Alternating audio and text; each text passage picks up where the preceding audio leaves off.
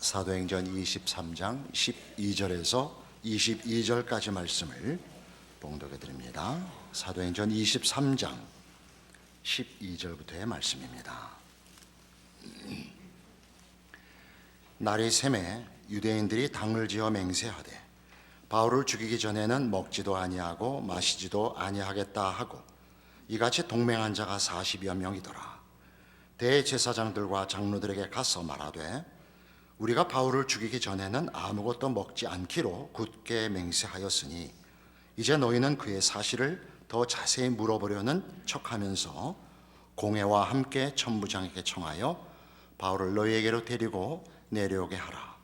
우리는 그가 가까이 오기 전에 죽이기로 준비하였노라 하더니 바울의 생질이 그들이 매복하여 있다 함을 듣고 와서 영내에 들어가 바울에게 알린지라.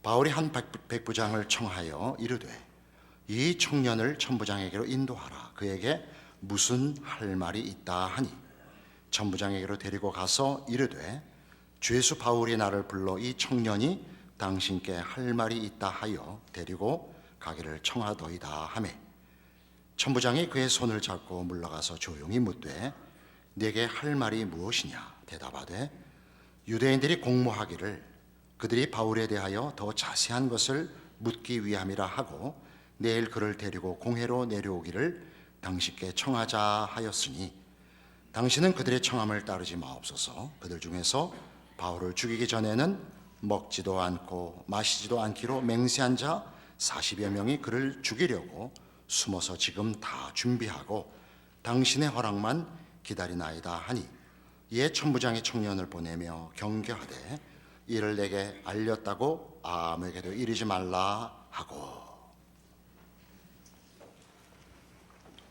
바울은 잡혔고 바울이 하는 일, 바울의 존재에 대하여 반대하며 적개심을 가지고 그를 없이 하려는 적대 세력의 위협 속에 있습니다.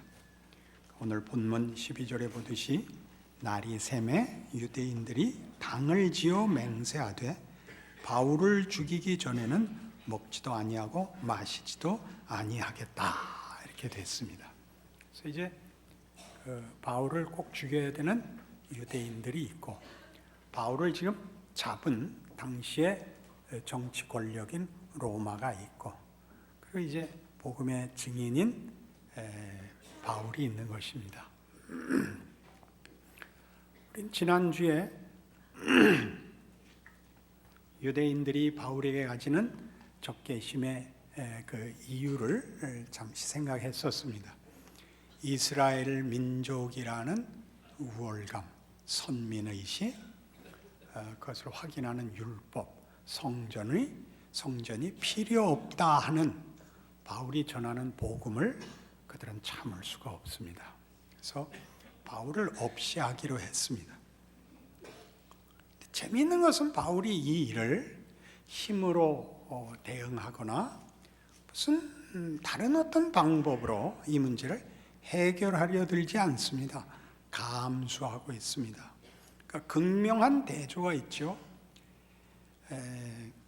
유대인들은 자기네의 정체성을 보장받기 위해서 적을 죽여야만 합니다. 적을 죽여서 자신의 정체성을 보존해야 되고 바울은 복음의 내용이 그런 것 같이 모두를 믿게 해서 자기의 증언의 내용을 증명해야 됩니다. 굉장히 다른 입장이죠. 이게 복음의 핵심이죠. 복음이 뭐냐 그랬을 때 로마서 1장에 성경은 복음을 이렇게 정의합니다. 우리 사랑에 대한 정의에서도 성경의 정의가 사랑은 오래 참는 거다 그랬던 것 같이 로마서 1장 16절에 복음에 대한 정의도 뜻밖의 정의입니다. 내가 복음을 부끄러워하지 아니하노니 이 복음은 모든 믿는 자에게 구원을 주시는 하나님의 능력이라. 하나님의 능력이라. 뭐가 아니라 하나님의 조건이거나 규칙이거나 수단이 아니라 능력입니다. 하나님의 능력이라는 뜻은 하나님이 하신 일이라, 하나님이 하시는 일이라, 하나님의 능력과 하나님의 의지의 소산이라, 이렇게 말하는 것입니다. 우리의 반응과 결단은 그 다음 문제입니다. 그것을 같은 로마서 8장식으로 얘기를 하자면, 우리 자주 읽으면서도 그 크기를 자꾸 놓치는 대표적인 성경 구절, 로마서 8장 1절입니다. 그러므로 이제 그리스도 예수 안에 있는 자에게는 결코 정죄함이 없나니 이는 그리스도 예수 안에 있는 생명의 성령의 법이 죄와 사망의 법에서 너를 해방하였습니다. 그러니까 복음이 뭐냐? 세상이 가졌던 법칙, 죄와 사망의 법을 예수 그리스도 안에서 하나님이 생명과 성령의 법으로 꺾으신 겁니다. 결국 죽는 운명을 결국 사는 운명으로 바꾸셨습니다. 예수 안에서 세상의 법칙을 바꾸셨다. 그게 복음입니다. 우리는 자꾸 우리의 결단과 이해가 가장 중요한 문제라고 생각을 하는데, 그것은 우리의 이해를 위해서 그렇죠. 우리가 이해를 해서 하나님이 계시는 것이 아니고, 하나님이 계시고 당신을 계시하셔서 우리가 이해를 하는 것이지, 이해가 되면 있고 이해를 못하면 없는 분이 아닌 것처럼, 복음은 믿으면 있고 안 믿으면 없는 것이 아닌 얘기다. 이게 바울의 지금 사명입니다. 너희들이 믿느냐 안 믿느냐는 두 번째 문제고, 이런 일이 일어났다. 하나님이 우리를 구원하고 계시다. 일하고 계시다. 나보고 그것을 온 천하에 가서 선포하라고 하셨다. 날 잡아먹으려면 잡아먹고 나를 밀려면 밀어라. 난 그건 모르겠고 난 나한테 맡긴 일 해야 된다. 그러고 있습니다. 그러니 그는 이 무서운 증오, 위협, 권력 앞에서 자신을 변호하지 않습니다. 자기가 들고 간 얘기만 자꾸 하죠. 도전이 있을 때마다, 무슨 사건이 터질 때마다 그 얘기를 하죠. 예수께서 나타나셨다. 그 예수는 우리가 죽인 바로 그 십자가에 죽인 그 예수였다. 그 예수의 죽음은 죽을 우리를 부활로 인도하시기 위하여 온 하나님의 찾아오심이었다. 그래야 이제는 죄와 사망의 법에서 하나님이 우리를 예수 안에서 생명과 성령의 법으로 부르셨다. 온 천하의 최고의 법은 예수 안에서 이루신 하나님의 생명과 성령의 법이다. 이렇게 하는 것입니다. 그리고 우리 성경에서 예수님이 오셔서 하신 말씀, 십자가 사건 같은 것들을 다시 한번 생각해 보시면, 예수님은 가난한 자의 친구가 되셨다. 죄인들을 위하여 오셨다. 그는 대접을 받으러 오신 것이 아니라 섬기러 왔다. 그는 권력을 잡으러 오신 것이 아니라 우리를 위하여 죽으러 오셨다. 그 말들이 다 이 법칙, 우리가 하나님께 범죄하여 결과시킨 자멸의 법칙, 자초한 필멸의 법칙을 깨는 하나님의 개입이요, 회복이요, 우리가 잘 아는 구원이라는 것을 알게 됩니다. 그것은 일어났고 진행 중이며 완성될 것입니다. 그러니 바울은 자기 사명에 이 일을 하나님이 일하시는 방법에 으뜸인 예수 그리스도께서 걸으신 길을 뒤쫓는 것 외에 다른 방법을 알지 아니하기로 한 것입니다. 살든지 죽든지 내 몸에서 그리스도가 영광을 받기를, 나타나기를, 증거되기를 바라는 것으로 자기 삶을 살고 바친 것입니다. 로마서 10장에 가시면 바울의 그 사명이 무엇이냐 이렇게 되어 있습니다. 10장 9절. 네가 만일 내 입으로 예수를 주로 시인하며 또 하나님께서 그를 죽은 자 가운데서 살리신 것을 내 마음에 믿으면 구원을 받으리라. 사람이 마음으로 믿어 의에 이르고 입으로 시인하여 구원에 이르느니라. 성경에 이르되 누구든지 그를 믿는 자는 부끄러움을 당하지 아니하리라 하니 유대인이나 헬라인이나 차별이 없음이라. 한 분이신 주께서 모든 사람의 주가 되사 그를 부르는 모든 사람에게 부여하시도다. 누구든지 주의 이름을 부르는 자는 구원을 받으리라. 그런즉 그들이 믿지 아니하는 이를 어찌 부르리요? 듣지도 못한 이를 어찌 믿으리요? 전파하는 자가 없이 어찌 들으리요? 보내심을 받지 아니하였으면 어찌 전파하리요? 기록된 바 아름답도다 좋은 소식을 전하는 자들의 발이여 함과 같으니라. 예수를 믿으면 구원을 얻는다. 그러나 그것이 오해되지 않도록 13절에 보듯이 누구든지 주의 이름을 부르는 자는 구원을 받으리라 합니다. 믿는 것이 조건이 아니라 부르는 자, 부른다는 것은 여기서 뭘 말하는 걸까요? 믿는 것이 진심, 이해, 납득, 헌신, 결단 이런 조건들을 말한다면 부른다는 것은 다만 비명이면 된다 이겁니다. 다만 비명이면 된다. 나를 홀로 두지 마시옵소서. 이런 간증을 하는 사람들은 얼마든지 있습니다. 이런 간증. 하나님이 정말 계시다면 어떻게 좀 해주세요. 이런 간증이 많습니다.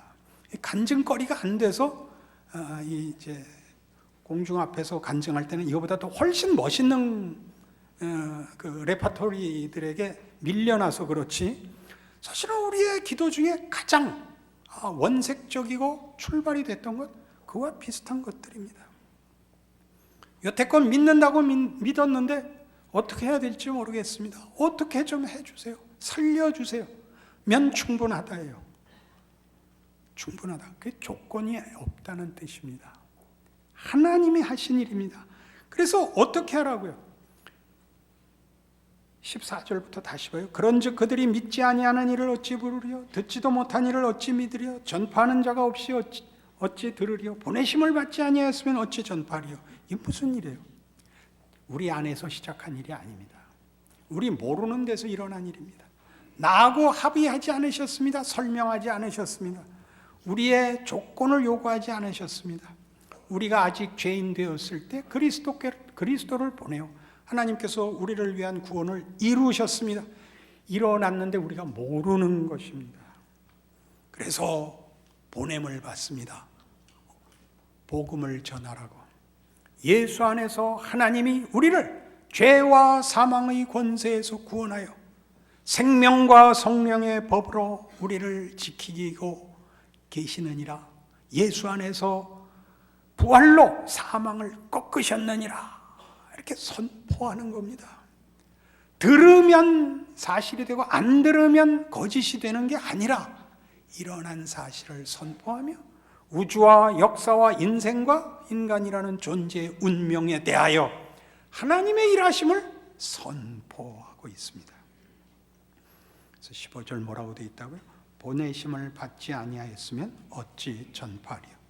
기록된 바 아름답도다 좋은 소식을 전하는 자들의 발이요 함과 같으니라. 그러니까 이 아름다운 발은 뭐 하는 사람들이죠? 깨달은 사람들이 아닙니다. 현자가 아닙니다. 득도한 사람들이 아닙니다. 소식을 전하라고 보냄을 받는 겁니다. 왕이 너 어디 가서 지금부터 1년 동안 모든 것이 공짜다라고 가서 선포해라. 그래서 뛰어가는 겁니다. 1년 동안은 너무 짧죠. 영원한 운명이 내 은혜와 능력과 자비와 성실 안에 있다고 마음 놓아라 라고 가서 선포해라. 그래서 뛰어가고 있는 자들, 아름답도다 좋은 소식을 전하는 자들의 발이요, 군화요, 발자국이요. 그걸 전한 사람에게 위대함이 있는 게 아니라 전해야 되는 내용의 위대함이 있다 그랬죠.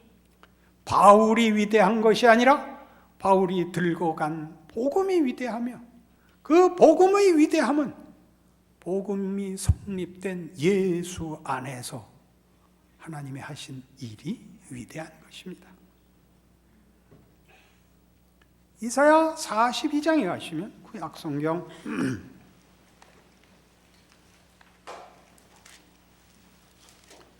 1018페이지 이사야 42장 1절 예수 그리스도로 말미암아 허락하실 완성하실 하나님의 구원에 관한 그 약속 이렇게 구체적으로 예언되어 있습니다.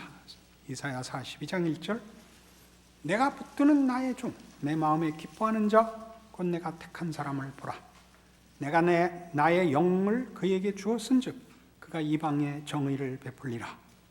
그는 외치지 아니하며 목소리를 높이지 아니하며 그 소리를 거리에 들리게 하지 아니하며 상한 갈대를 꺾지 아니하며 꺼져가는 등불을 끄지 아니하고 진실로 정의를 시행할 것이며 그는 쇠하지 아니하며 낙담하지 아니하고 세상에 정의를 세우기에 이르리니 섬들이 그 교훈을 앙망하리라.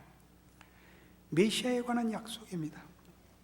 그 아들을 보내어 이루실 구원, 그래서 이방에게 베푸는 정의라고 1절에 되어 있습니다. 여기서 이방은 뭐죠? 가장 조건이 없는 자들을 대표하는 겁니다. 이스라엘이 아니고 이스라엘과 이방의 나눔은 이스라엘의 우월함을 증명하는 것 이상의 가치가 있는 거죠. 이방이 비교적 열등한 속에 있게 하심으로 하나님의 구원이 어떻게 은혜에 속했는가를 나타내기 위해서 이스라엘은 선민이 된 겁니다. 그리고 이스라엘의 불순종은 우리들이 가진 어떤 가치들도 구원을 자체로 이루어내는 조건이나 능력이 될 수 없다의 증거가 됩니다. 놀랍지요? 그는 외치지 않습니다. 목소리를 높이지 않습니다. 무슨 뜻이죠? 겁을 주거나 공포나 위협으로 이 일을 이루지 않는다는 겁니다. 섬들이 그를 앙망하리라. 가장 외진 데까지도 다 이 혜택을 받으리라. 이어서 보죠. 5절 하늘을 창조하여 펴시고 땅과 그 소산을 내시며 땅 위에 백성에게 호흡을 주시며 땅에 행하는 자에게 영을 주시는 하나님 여호와께서 이같이 말씀하시되 나 여호와가 의로 너를 불렀은즉 내가 네 손을 잡아 너를 보호하며 너를 세워 백성의 언약과 이방의 빛이 되게 하리니 네가 눈먼 자들의 눈을 밝히며 갇힌 자를 감옥에서 이끌어내며 흑암에 앉은 자를 감방에서 나오게 하리라. 나는 여호와이니 이는 내 이름이라. 나는 내 영광을 다른 자에게 내 찬송을 우상에게 주지 아니하리라. 하나님의 거룩하심, 유일하심, 전능하심과 영광과 위엄이 분명하게 표현되어 있습니다. 나는 여호와이니 내 이름을, 내 영광을, 내 찬송을 다른 것에게 주지 아니하리라. 하나님이 누구에게 이 일을 하신다고요? 7절에 있는 것 같이 눈먼 자들, 갇힌 자들, 흑암에 앉은 자들, 감옥에 갇힌 자들에게 행하실 것입니다. 예수님이 오셔서 실제로 그의 생애 속에서 보이신 것 같이 가난한 자와 병든 자와 죄인들의 친구가 되시며 저들을 고치시며 저들을 위하여 섬기고 사시며 자기 목숨을 내어 주십니다. 극명하게 대비되죠. 누구를 잡고 무릎 꿇리고 죽여야 갖는 정체성과 승리와 대비되죠.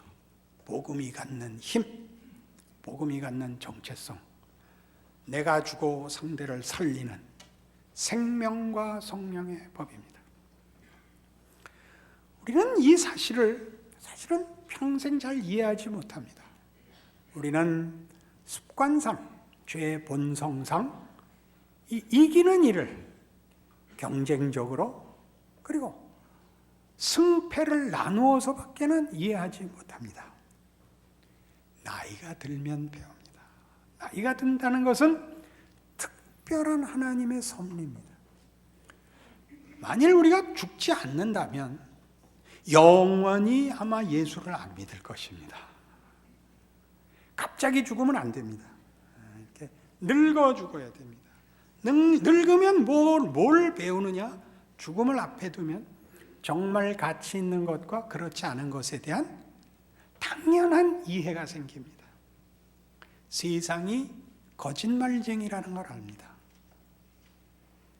이렇게 살고 이렇게 하면 평생 이길 것 같았는데 어느 날 거울을 들여다보니 거짓말이라고 써 있는 겁니다.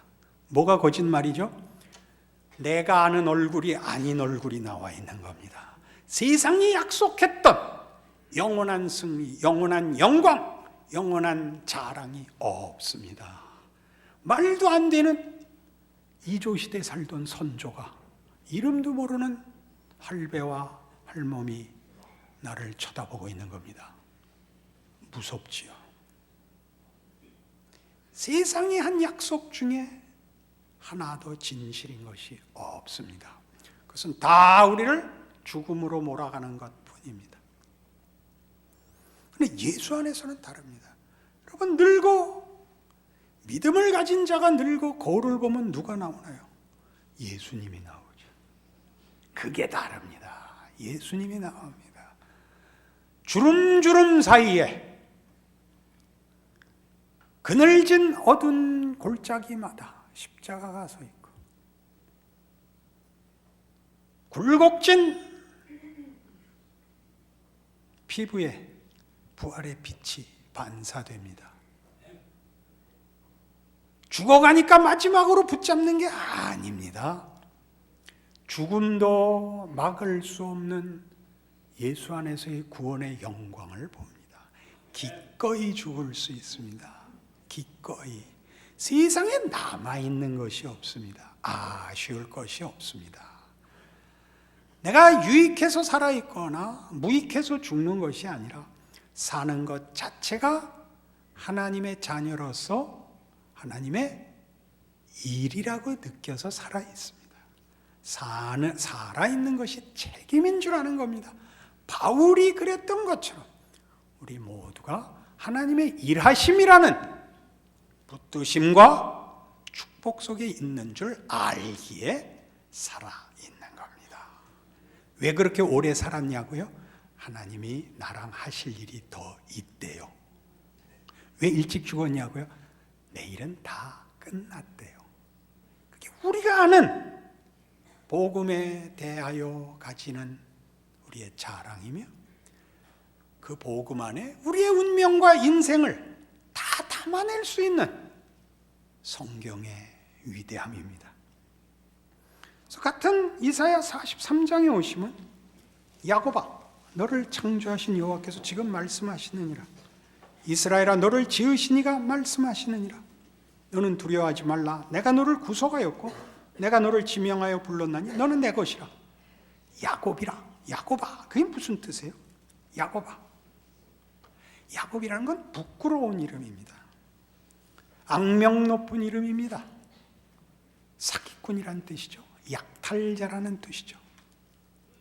야곱아. 누구래도 괜찮다입니다. 왜 괜찮죠? 하나님과 우리 사이에는 도덕이나 능력으로 관계의 조건이 설정되어 있지 않고 물보다 진한 피, 아니요, 그거보다 진한 창조주 하나님이 목적하셨던 그의 형상, 그의 사랑의 영광으로 묶여 있습니다. 탕자가 돌아와 아버지에게 뭐라 그랬다고요? 아들이라는 이름을 감당할 수 없으니 종의 하나로 보소서. 아버지가 뭐라 그랬다고? 무슨 소리냐? 얘들아, 광화문 태워서 불고기 구워 먹자 그랬다니까. 광화문 빛광자 불화자 아니에요. 성경이 하는 얘기를 알아들으셔야 돼요. 그 우리를 부를 뿐만 아니라 다시 42장 5절로 돌아가셔서 하늘을 창조하여 펴시고 땅과 그 소산을 내시며 땅 위의 백성에게 호흡을 주시며 땅에 행하는 자에게 영을 주시는 하나님 여호와께서 이같이 말씀하시되 나 여호와가 의로 너를 불렀은즉 내가 네 손을 잡아 너를 보호하며 너를 세워 백성의 언약과 이방의 빛이 되게 하리니 네가 눈먼 자들의 눈을 밝히며 갇힌 자를 감옥에서 이끌어내며 흑암에 앉은 자를 감방에서 나오게 하리라. 예수님에게서 이루어졌습니다. 바울에 의해서 계속됐습니다. 그리고 우리에게까지 넘어와 있습니다. 우리의 인생은 이 인생입니다. 나 여호와가 의로 너를 불렀은즉 내가 네 손을 잡아 너를 보호하며 너를 세워 백성의 언약과 이방의 빛이 되게 하며 눈먼 자들의 눈을 밝히며 갇힌 자를 감옥에서 이끌어내며 흑암에 앉은 자를 감옥에서 나오게 하리라. 그게 우리의 인생입니다. 우리가 아는 식으로 안 하시죠, 하나님. 그래서 우리는 우리의 가치를 다 모르는지 모릅니다. 성경이 하는, 성경이 선포한 예수의 오심과 그의 죽으심과 부활이 사실이었던 가치, 예수가 누구인가를 아는 자들의 존재와 인생과 운명은 그의 죽으심과 부활의 권능 아래 있는 겁니다. 죄와 사망의 법으로부터 생명과 성령의 법에 은혜를 받을 뿐만 아니라 그걸 나누는 자로 서 있고 살아가고 있고 그 인생이 인도되고 있죠. 위대하고 감사한 길인 것입니다. 그러니 기꺼이 사도 바울은 이렇게 얘기합니다. 골로새서 1장입니다.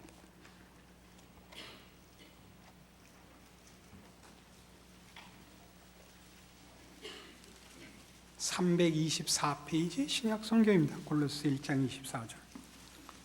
나는 이제 너희를 위하여 받는 괴로움을 기뻐하고 그리스도의 남은 고난을 그의 몸된 교회를 위하여 내 육체에 채우노라. 내가 교회의 일꾼 된 것은 하나님이 너희를 위하여 내게 주신 직분을 따라 하나님의 말씀을 이루려 함이니라. 이 비밀은 만세와 만대로부터 감추어졌던 것인데 이제는 그의 성도들에게 나타났고 하나님이 그들로 하여금 이 비밀의 영광이 이방인 가운데 얼마나 풍성한지를 알게 하려 하심이라. 이 비밀은 너희 안에 계신 그리스도시니 곧 영광의 소망이니라. 우리가 그를 전파하여 각 사람을 권하고 모든 지혜로 각 사람을 가르치면 각 사람을 그리스도 안에서 완전한 자로 세우려 함이니 이를 위하여 나도 내 속에서 능력으로 역사하시는 이의 역사를 따라 힘을 다하여 수고하노라. 바울의 고백이고 여러분의 고백이어야 하는 것입니다. 우리 모두가 이 세상 가운데 이렇게 서 있습니다. 우리 안에 계신 그리스도, 하나님의 비밀, 하나님의 능력, 하나님의 신실하심, 하나님의 의지, 하나님의 일하시는 방법, 하나님의 영광, 하나님의 함께 하심, 이런 것들이 바울의 생애였고 모든 성도들의 생애며 현실입니다. 적대자와 세상 권력과 하나님의 증인이 함께 묶여 역사 현장에 있는데 누가 제일 큰 힘을 갖고 있습니까? 세상 권력이 제일 큰 힘을 갖고 있습니다. 실제로 누가 주인공입니까? 바울이 주인공입니다. 바울이 유능해야 했나요? 아니요. 순종해야 했습니다. 순종해야 했습니다. 오래 살아야 했습니다. 바울이 몇 살까지 살았는지 모르겠는데 오래 살아야 했습니다. 오래 살아서 뭐 당했습니까? 계속 고난을 당했습니다. 그거 하나님이 일하시는 방법입니다. 그러니 고린도전서 15장으로 오셔서 우리 다시 한번 확인해 보자고요. 284페이지 고린도전서 15장 55절입니다. 사망아 너의 승리가 어디 있느냐? 사망아 네가 쏘는 것이 어디 있느냐? 사망이 쏘는 것은 죄요 죄의 권능은 율법이라. 우리 주 예수 그리스도로 말미암아 우리에게 승리를 주시는 하나님께 감사하노니 그러므로 내 사랑하는 형제들아 견실하며 흔들리지 말고 항상 주의 일에 더욱 힘쓰는 자들이 되라. 이는 너희 수고가 주 안에서 헛되지 않은 줄 알미라. 뭘 비교하고 있죠? 죄와 사망의 법과 생명과 성령의 법을 대조하고 있습니다. 사망아 너의 승리가 어디 있느냐? 사망이 쏘는 것은 죄요 죄의 권능은 율법이라. 죄와 사망의 법이 뭐예요? 자기가 자기를 책임져야 되는 법 아래서 스스로를 구원할 자 없습니다. 그럼 우리 어디 와 있죠? 우리 주 예수 그리스도로 말미암아 이김을 주시는 승리를 주시는 하나님께 감사하노니 이김을 주시는 겁니다. 승리를 주시는 겁니다. 그래서 어떡하라고요? 내 사랑하는 형제들아, 견실하며 흔들리지 말고 항상 주의 일에 더욱 힘쓰는 자들이더라. 항상 잘할 수는 없습니다. 늘 잘해야 된다가 아닙니다. 하나님이 사망을 뒤집어 엎으실 수 있음을 기억해라. 지는 것으로 이김을 주신다는 것 기억해라. 아무것도 아닌 데서 하나님이 그의 승리를 만들어내실 수 있다는 것 기억해라. 흔들리지 말라. 겁내지 말라. 그리고 바울이 그랬던 것처럼, 바울은 늘 오해되죠. 나중에 유명해졌기 때문에. 당시에는 고생만 한 사람인데 우리도 그런 겁니다. 우리의 인생이 뭔지는 나중에 하늘나라에 가봐야 합니다. 우리로 무슨 일이 생겼는지, 하나님이 그의 하시는 큰 일에서 우리가 어느 자리에 있었는지 그때 가야 할 겁니다. 우리가 사는 현실에서는 다만 고난과 수고뿐일 것입니다. 그러나 위대한 길이죠. 왜요? 거울을 볼 수 있으니까.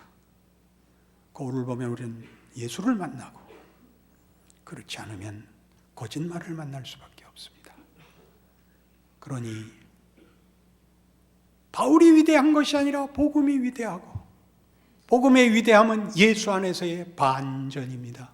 부활의 승리입니다. 이김을 주시는 하나님, 그리스도로 말미암아 우리에게 이김을 주시는 하나님을 기억하지 않으면 신앙인으로 세상을 살 다른 방법이 없습니다. 그러니 내 사랑하는 형제들아, 견실하며 흔들리지 말며 더욱 주의 일에 힘쓰는 자들이 되라. 이는 너희 수고가 주 안에서 헛되지 않은 줄 알미로라. 기도하십시다.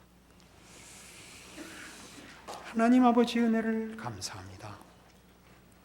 우리가 걷는 길이 암담해 보이고 실패 같고 아무것도 아닌 것 같고 허허로울 때조차도 하나님이 함께 하시고 일하시는 십자가의 신비요 부활의 길임을 믿습니다. 우리에게 필요한 것은 자랑이 아니고, 더 높은 자리에 서는 것이 아니고, 더 많은 힘을 가지는 것이 아니고, 하나님의 자비로우시고 신실하시고 거룩하심에 순종하는 것입니다. 그 막막한 길을 걸어갈 믿음과 순종과 위대함과 약속에 의한 충성을 허락하옵소서. 우리 자신과 우리의 인생에서 하나님의 일하심을 보게 하옵소서. 예수님 이름으로 기도합니다.